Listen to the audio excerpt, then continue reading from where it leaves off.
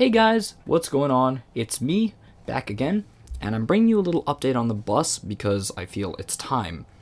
I'd planned to make a way more in-depth video about this, walk around with a camera and also throw in some clips that I had, saved up over the couple months that I've been working on the bus and not uploading videos. But I went back and I reviewed all of that footage and stuff, and it just seemed a bit boring. So I'm going to just sort of sit down and talk about it instead because I think I can make it more interesting, and you get to look at this nice driving footage that I took earlier today. It's fall right now in northern Ohio, and it's very pretty outside. So, as you noticed, I haven't really made any kind of update video on the bus in like 3-ish months, and that's because right after I made my last bus update video where I took it on the drive and everything was great, I encountered a bit of not a setback, more of just a challenge, and I've been working pretty diligently to try to solve that challenge over the course of the summer. Now, what happened was, a few months ago, probably 3 or 4 months ago, I noticed that the brakes weren't great on the bus. They had been better when I first got it. The brakes seemed fine, but after driving it for 1,000 or so miles, the brakes seemed to be like lackluster. They weren't spongy. The pedal wasn't, going to the floor. It wasn't leaking brake fluid. It just, the brakes weren't stopping it to the extent that I thought they should. It wasn't just coming right to a crisp stop like I felt it should be. So I said, well, the bus has been sitting for like 10 years in, the previous owner's backyard, and I think I should probably do a brake job on it. So I went, got, brake pads, got brake lines, everything like that, to do a brake job on it.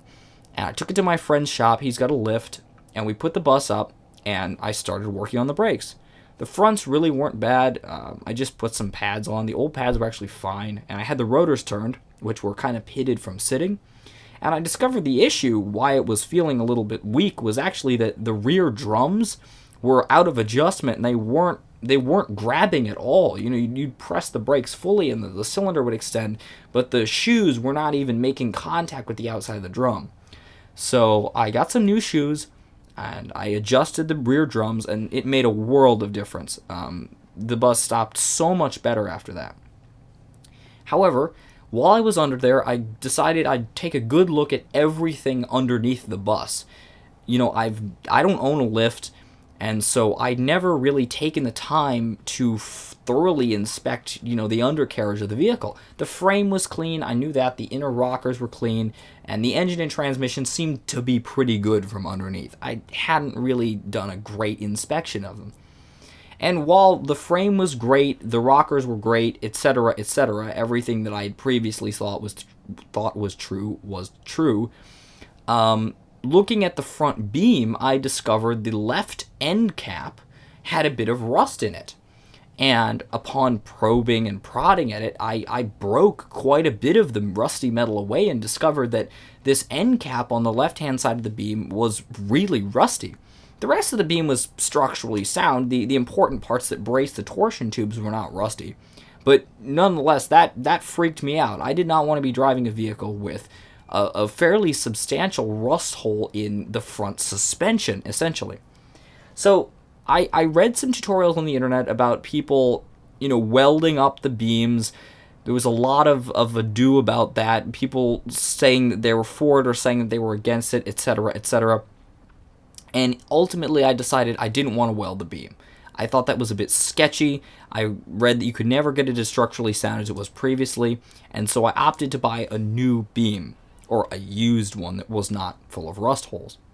Now, this is easier said than done, because not only are they a rather expensive item, they're in the realm of, possibility for vintage car parts, but the biggest problem with them is they're ridiculously heavy. They're like 200 pounds, so shipping them is a huge headache.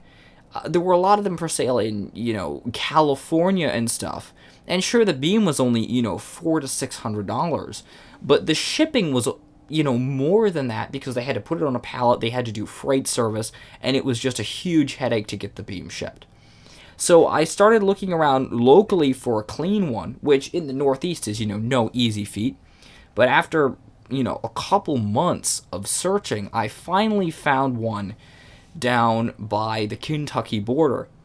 Now, the plot thickens a little bit here because it just so happens I only had a weekend off from work and school and everything. I had a free weekend. And it happened that that weekend I lent my Subaru to a friend of mine to tow a trailer with. And so I only had the bus as my only vehicle. Other than I could borrow my mom's car, which was a little tiny hatchback, but I decided not to do that. So I only had the bus as, my car. So I loaded it up and I drove it all the way down to the Kentucky border and back, some 8-hour trek to go get this beam, loaded it up. It just barely fit inside the bus. But I got it all the way back, and it's in very, very good condition. I got it for a great deal. I only paid $450 for this flawless condition beam. I got it all the way back, and I'm in the process right now of doing a full teardown on the beam. I'm going to do the ball joints, tie rods and tie rod ends, steering stabilizer, end stops, wheel bearings, everything on this beam, because I just want it to be perfect. Shocks as well, everything like that. I've already got most of the parts. I'm still pretty busy with work and school right now. I'm waiting for that to kind of wind down a little bit over the holidays, and I'm going to try to get some good work done on that beam. Don't worry, I'm filming the whole process, and I'll compile it all together and release that as a whole mini-series. I'm going to do, I think, 2 videos of replacing a bay window beam, covering everything from, disassembling your bus, taking the beam out of it, and rebuilding the old beam, or rebuilding my replacement beam rather, and installing it into the bus. It's going to be a very involved project. I'm going to get some friends to help me. We're going to use a lift because I can't do it in my garage. But the process is involved, and you'll get to see it all because I'm filming it all. So that's that. The only other reason that I really haven't been making a lot of videos is I've been busy. Work and school are taking a lot of my time. Plus, I have a life that isn't just making YouTube videos. And so I'm doing my best. I'm hoping to start kind of gearing it up again, because it's like doing anything. When you do it regularly, you get in a rhythm of it, and you're able to knock videos out really fast. Versus when you kind of stagnate, it becomes harder and harder to get back into that swing of making videos, and so you just kind of keep putting it off, even though you're doing interesting things that would be really interesting to film. So I'm going to be getting back into that and making some nice content. Anyway, this video is dragged on long enough. I thank you all for watching, commenting, subscribing. I hope to see you in the next video. See you later.